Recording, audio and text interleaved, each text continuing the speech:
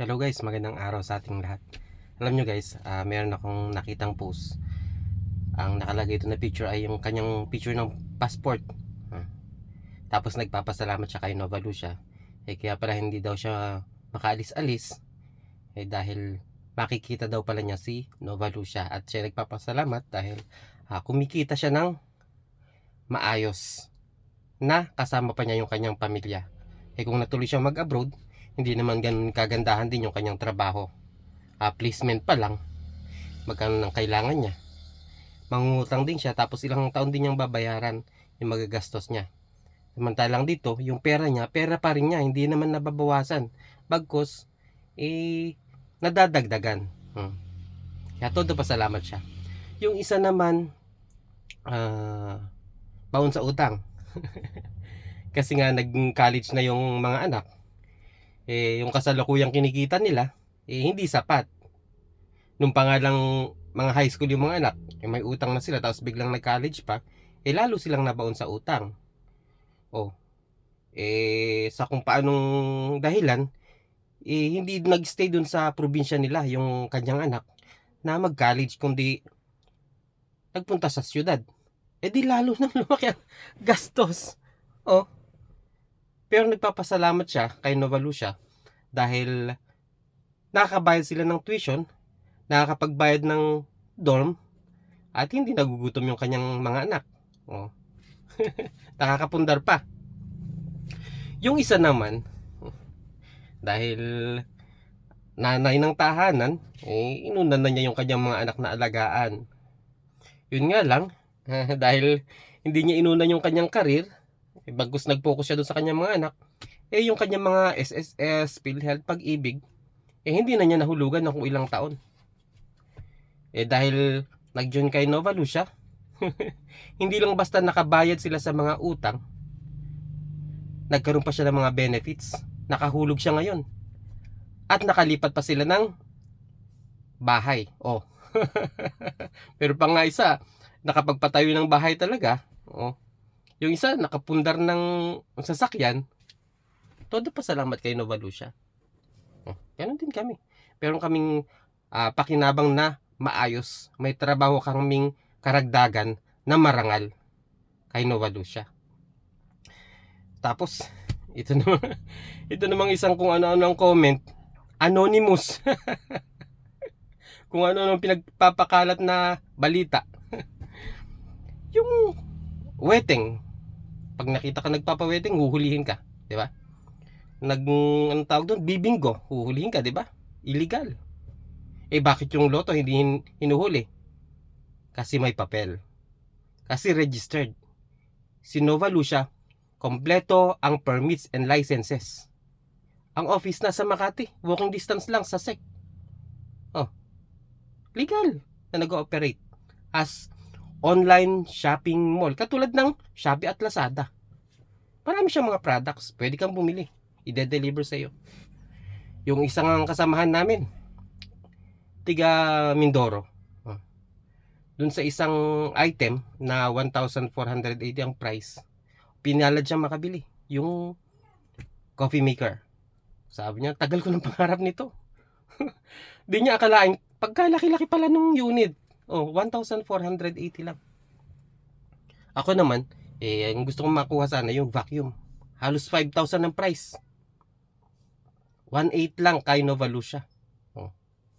Yung vacuum na malapit sa 3,000 ng price, wet and dry, yung stainless. Malapit sa 3,000, 500 lang kay Nova Lucia. May mga items talaga kung gustong bilihin. Ano ba naman ang naitulong ni Nova Lucia sa mga tao? Malaki, di ba? Pero si Anonymous, anong naitulong niya? Puro comment, puro paninira. Ay nako. Maniwala tayo kay Nova Lucia. Kasi si Nova Lucia maraming natulungan at maraming nagte-testify ng kabutihan niya at na itutulong niya sa mga tao. Nagkakandak ngayon ng livelihood sa mga barangay. Tawag dyan Nova Barangay. Anong naitulong ni Nova Lucia? Napakalaki ng natutulong niya sa maraming tao. Nasa TV, nasa dyaryo. Pwede ka mag-post sa FB kung gaano nakanatulungan ni Nova Lucia. Ganun siya ka-legit. Yung isa naman, hindi naman siya anonymous na nagpo-post. Ang daming comment against Nova Lucia. Ano naman ipinopromote niya? Crypto. Sugal. Dito tayo kay Nova Lucia. Makakapagtrabaho ka ng may dangal. Marangal na trabaho ang ibinibigay niya sa'yo. Araw-araw kang may income. Tapos yung pera mo, anytime. Pag kailangan mo, ilabas mo. Walang pipigil sa'yo. Ganun lang kasimple. Ganun lang kasimple. Hindi interest ang binibigay sa'yo na income. Hindi interest kasi hindi ito investment company. Ito ay online shopping mall na nag-o-offer sa mga katulad natin na kahit simpleng mamamayan, pwede kang maging company endorser at dyan kanya binabayaran. Points, rewards, dahil sa iyong participation sa kanyang program. Bilang pasasalamat, binibigyan kanya ng points convertible into cash. Pag bibili ka sa mga online shopping mall, yung mga coupons mo, mga vouchers mo, paano mo mapapakinabangan? Gagastos ka para ma-convert kabawasan doon sa babayaran mo. Kay Nova Lucia, hindi ganun. Yung coupons mo, yung vouchers mo, mako-convert sa cash pag nag-participate ka sa kanyang program na group buying. At sabi niyo mo siguro, yung sustainability, paano naman? May mga nagpapa-advertise na sa kanya na malalaking company at nag-e-extend na rin siya sa ibang bansa. Ibig sabihin, booming. Yung mga coupons mo, pwede mong ibili sa SM, sa Jollibee. Kapartner din ni Nova Lucia, Security Bank. Saan ka magtitiwala? Kay Security Bank o kay Anonymous? Diba? Saan ka magtitiwala? Maniwala tayo sa mga papel na ipinapakita. Maniwala tayo sa nakikita natin sa TV.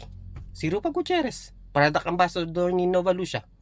Saka magtitiwala dun sa nagpo-promote ng sugal o dun sa kay Rufa Gutierrez na ipinopromote niya si Nova Lucia na maraming natutulungan. Diyan na tayo guys. Diyan na tayo. Doon tayo sa informed judgment in favor of Nova Lucia. Kompleto ang permits and licenses. Nasa Makati ang office, number 30 Paseo de Rojas. 2 palapag ang sakop ni Nova Lucia dyan. 2nd and 3rd floor. Makati yan, Makati. Maraming salamat.